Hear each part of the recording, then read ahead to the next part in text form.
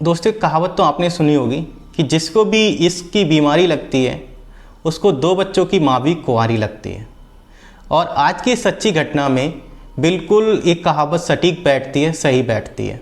दरअसल एक व्यक्ति होता है जिसकी उम्र 35 साल होती है और उसको 54 साल की एक विधवा औरत से प्यार हो जाता है।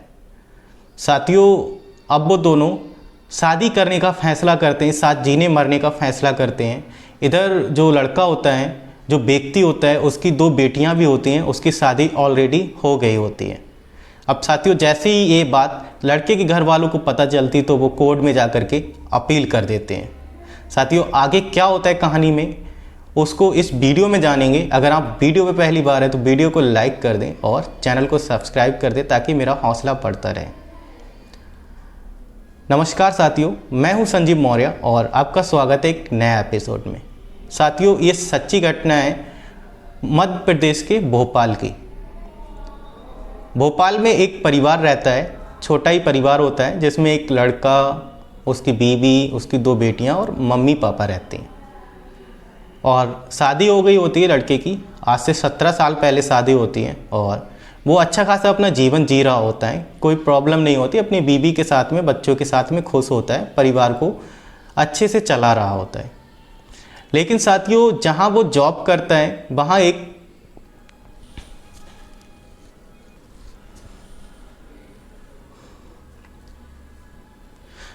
छोटी मोटी नौकरी करता है। साथियों, वो एक प्राइवेट छोटी मोटी नौकरी करता है और उसी से अपने परिवार को चला रहा होता है। सभी लोग खुश होते हैं, मस्त होते हैं, परिवार में कोई टेंशन नहीं होती है। उसकी 2 बेटियां होती हैं तो वो स्कूल जाती है, स्कूल से आने के बाद में माँ का हाथ बटाती हैं घर के कामों में। परिवार चल रहा होता है, कोई प्रॉब्लम नहीं होती है। लेकिन साथियों, धीरे धीरे करके थोड़ा बदलाव होता है चीज़ों में। वो जिस ऑफिस में काम करने जाता है वहाँ एक विधवा की ज्वाइनिंग होती है। वो विधवा 54 ईयर की होती है, मतलब 54 साल की होती है। वो वहाँ काम करने लगती है। साथियों, 1-2 दिन, 2-4 हफ्ते जो है एक दूसरे में उतनी बातचीत नहीं होती है, पर धीरे धीरे करके, क्योंकि एक साथ काम कर रहे होते हैं, तो बातचीत होना शुरू हो जाती है। कौन है, कहाँ से है, क्या करती है, मतलब सारा एक दूसरे के बारे में जानने की कोशिश करते हैं और बातचीत होने लगती है। लड़का अपने बारे में बताता है कि उसकी शादी हो चुकी है, 2 बेटियां हैं, पत्नी है।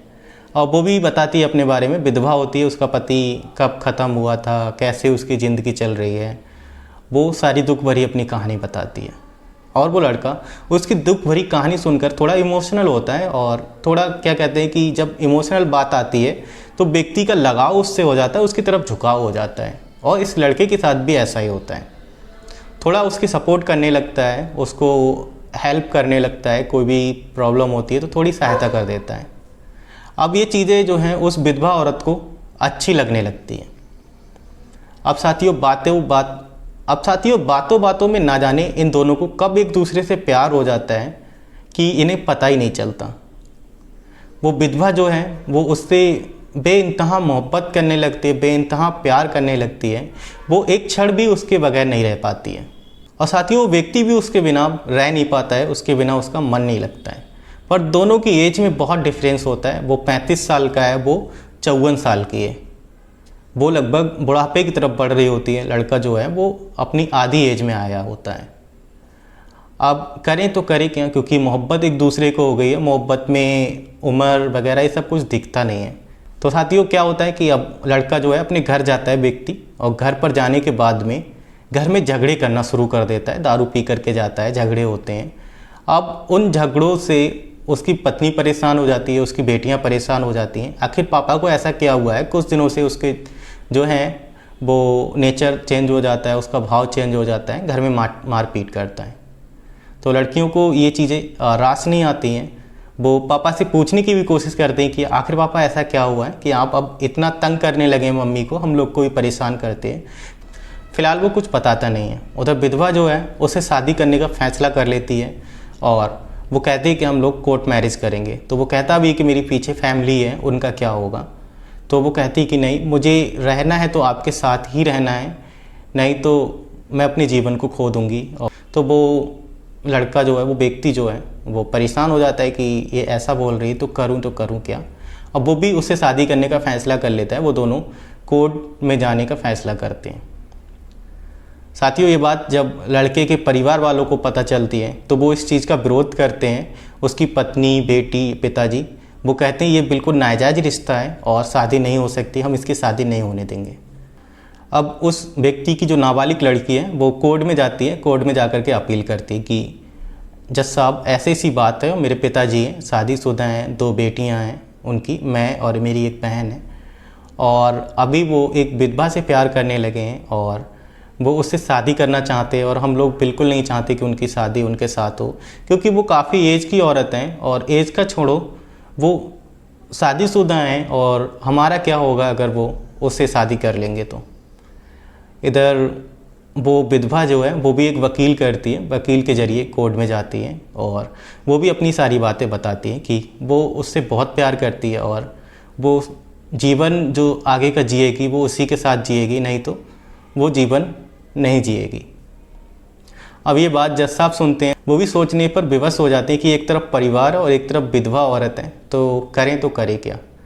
जज साहब अपना फैसला व्यक्ति के पत्नी और बेटियों की तरफ सुनाने वाले होते हैं। जब तक वो विधवा औरत उस व्यक्ति की पत्नी के सामने एक प्रस्ताव रखती है, एक शर्त रखती है। कहती है कि मैं अपनी सारी संपत्ति जो भी मेरे पास धन दौलत है वो सब तुम्हारे नाम कर दूंगी, पर तुम मुझे इनसे शादी कर लेने दो। अब साथियों, ये बात जब वो औरत सुनती है तो वो कुछ देर शांत रहती है और फिर परिवार में आपस में बातचीत करते हैं। वो कहती है कि वैसे भी इनका मन तो उधर लग चुका है, मेरे से तो वैसे भी मारपीट करते हैं, झगड़ा करते हैं, और मुझे लग नहीं रहा कि आगे का जीवन इस व्यक्ति के साथ मेरा चलेगा। तो क्यों ना मैं इन लड़कियों के भविष्य के लिए कुछ ऐसा कर लूं, जो उसने प्रस्ताव रखा है उसको मैं हाँ कर लूं और अपनी बेटियों का जीवन तो मैं बना ही सकती हूँ। तो परिवार वाले कहते हैं जैसी आपकी इच्छा। तो वो एग्री हो जाती है और कोर्ट में जज साहब के सामने वो बताती है कि मैं इनके प्रस्ताव को स्वीकार करती हूँ और जो भी इनका धन है, संपत्ति है, वो मेरे नाम कराएं और मेरे पति से शादी कर लें। साथियों, वो औरत पति की खुशी के लिए इतना सब कुछ करती है। उधर जज साहब फैसला सुनाते हैं, विधवा को उस व्यक्ति के साथ रहने का आदेश देते हैं और इधर जो भी विधवा की संपत्ति होती है वो उस औरत के नाम करा देते हैं। साथियों, ये सब उस औरत ने अपनी बेटियों के लिए किया, क्योंकि वो व्यक्ति जो है, जो भी पैसा कमाता था बाद में वो सब विधवा को ही देता था, घर पर कुछ देता नहीं था, और आगे भी उस औरत को लग नहीं रहा था कि वो कुछ उनको देगा, तो उनकी बेटी का भविष्य कैसे बनेगा, वो इसलिए ये कदम उठाती है। तो इस कहानी में साथियों, विधवा अपने प्यार को हासिल कर लेती है, चाहे वो किसी भी तरह से। उसने अपनी सारी संपत्ति बताओ उस व्यक्ति के पत्नी के नाम कर दी। तो कहते हैं कि प्यार को पाने के लिए लोग कितने भी हद तक गिर सकते हैं, कुछ भी कर सकते हैं। साथियों, कहानी सुनाने का मतलब मेरा किसी को परेशान करना, किसी के मन को ठेस पहुंचाना नहीं है। बस आपको जागरूक करना है कि समाज में कैसी कैसी चीज़ें होती हैं, कैसी कैसी वारदात होती हैं और आप कैसे सचेत रह सकते हैं। तो अगर आपको वीडियो अच्छी लगी हो तो वीडियो को लाइक कर दें, चैनल को सब्सक्राइब कर दें और दोस्तों के साथ शेयर कर दें। Thanks for watching.